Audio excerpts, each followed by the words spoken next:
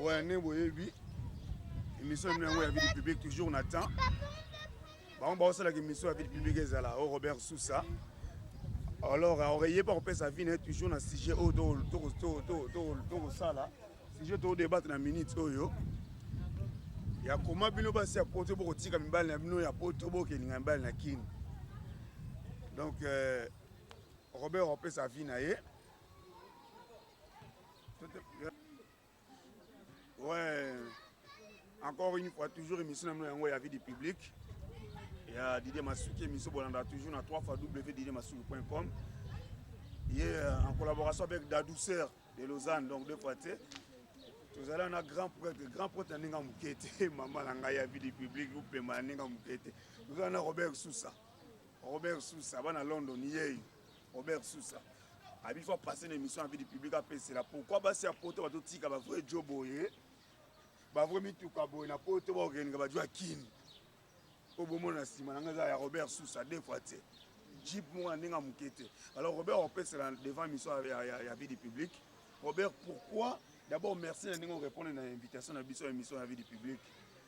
Nous allons si au débat Mikolo, il y a pourquoi passer à Poto, tout ce qui est à Poto, à Wabini, à vrai job, à vrai job, à Angolo, bon, que nous avons dit Kin. Et là, on est au Goloba pour les Camboana. Robert Sousa. On a évité quoi, voilà. Je sais pas si Barolo Kabajo, il y a un n'engagé au Barolo Kabajo à côté quoi. Vraiment. Merci déjà.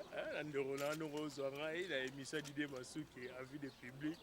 On est à la peine qui est suisse. Et Banapé, Bamona, Kabiso quelque part, Banini.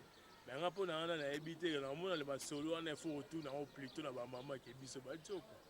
Pour moi, on a normal, Momi, Atiga, Badjo Koto, Ageluka Momi, Jobar Nakini Bani. Il y a un sens, mon côté, je sais pas.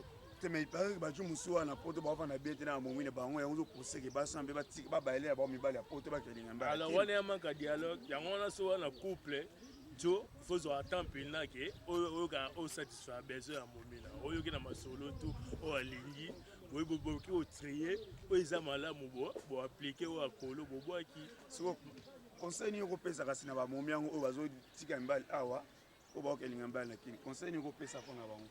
Pour la conseil, moi pas c'est pour mon bah salon peut-être côté on va se retrouver père.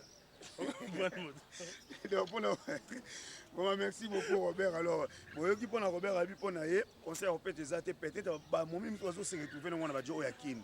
Donc ça